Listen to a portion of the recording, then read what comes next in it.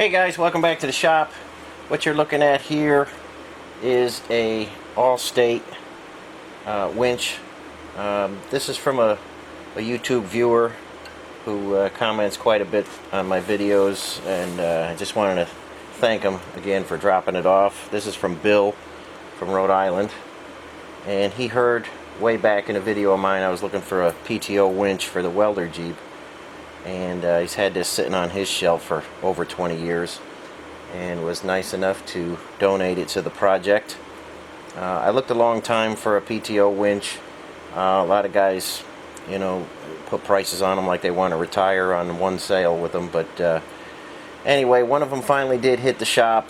I'm super thankful that Bill watches the videos and saw that I needed one. This is, we're trying to get you in here with the light.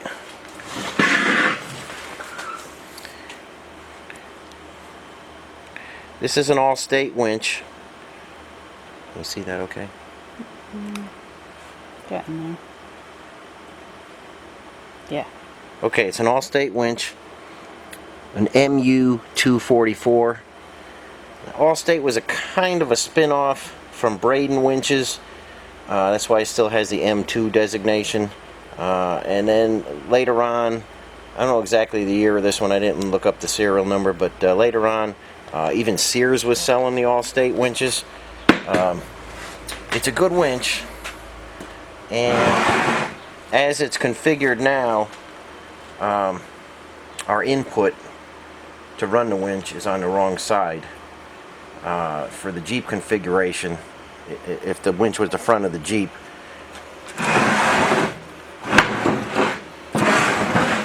we've got to spin that around and swap over the case and the shaft and take this whole thing apart and swap over so that the drive is on this side to pick up the PTO off of the 465 transmission that's going to be in here. So it's a large winch, but not too big. It'll fit nicely between the frame rails of the Welder Jeep frame that I'm building, and we'll work it in there just right. But for now, we're going to see what's involved in switching the shaft around and get it coming out this way.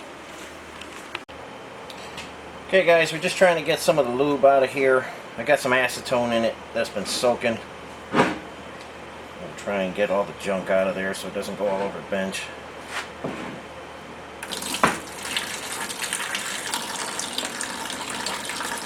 Now on your PTO winches, there should be oil in there. Don't just get your grease gun out and pack grease in there.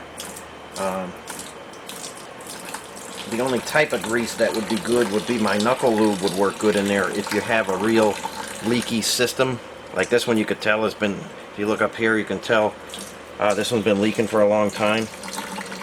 But there's a worm gear in there, and the steering box lube that I sell works very, very good in winches. Like I say, if you put grease in there, it's going to track everywhere but where you want it the first time that worm gear turns around. And this one, a good amount of oil came out, so we're hoping everything looks good in there when we take it apart. Okay guys, we're just going to start pulling this apart. You got a bronze bushing in here that you want to be good.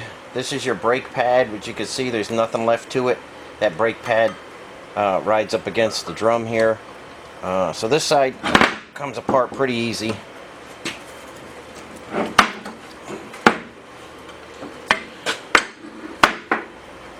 And nothing looks too bad. We'll check that bushing for size. If we need to, we'll put another bushing in there. Our spring and bolt are a little messed up, and our brake shoe needs to be changed. And we've got to get the handle broke, so we've got to get a handle. We got to get that out and put a real handle in there.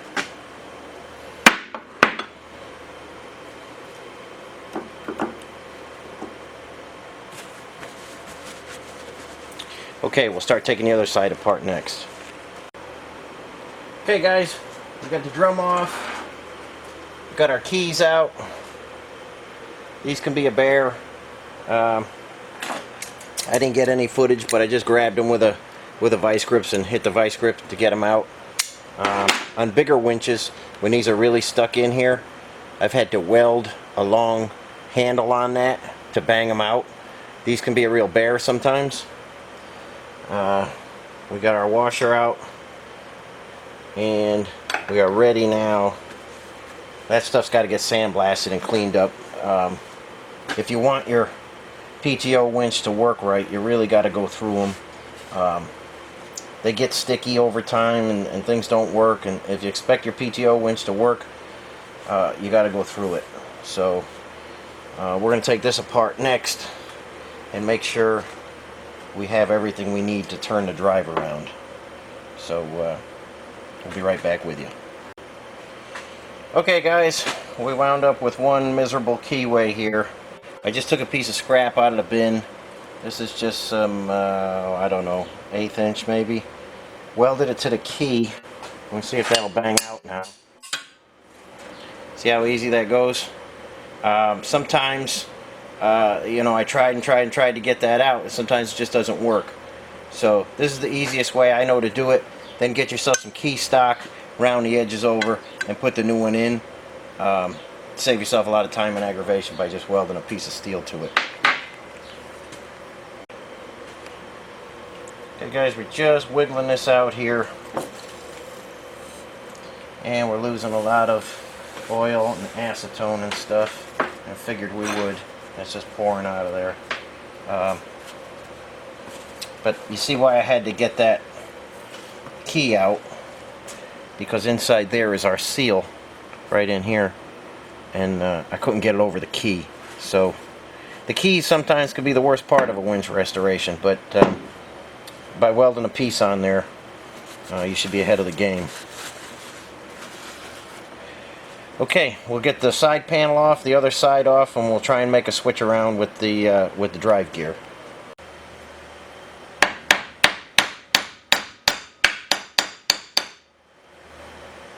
Okay guys, let's see what we find in here.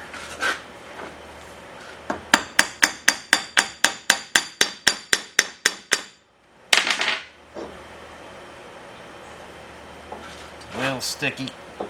Okay, there's our cap. Bushing looks good inside there, but we'll get this in the parts washer, clean it all up. You can see our gear in there and our worm. We're going to pull that out next. Okay guys, we took our brake band cover off. You can see it's a disaster in there. We're going to need to reline that band. So nothing that we didn't expect. We're going to walk the worm out.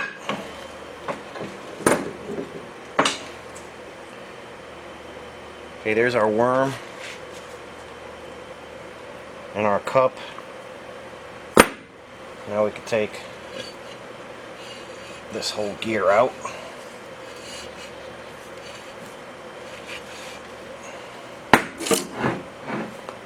You might have to bang that through. There's a little rust and corrosion on that, but you get the idea. And then we'll start seeing how we're going to switch things around. But I gotta dress this up with some sandpaper before I can pull it the rest of the way out.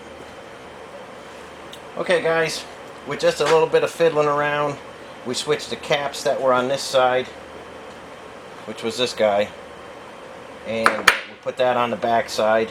Now we have the shaft coming out, and we'll position the winch up and down so our drive shaft from the 465 transmission connects into that with a U-joint. Our cap looks good. That'll go back on. We'll make new gaskets for everything. This is one of our bearing caps.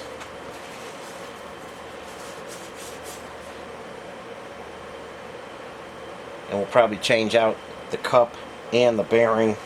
I'll get some numbers off of these things. Our bolts all need to be changed out. They're rusty and corroded real bad. But that's the steps on any type of Braden winch, any type of PTO winch of this style, whether it's 8,000 pound, 10,000 pound, 20, 30, 50,000 pound winch. It's the same basic setup.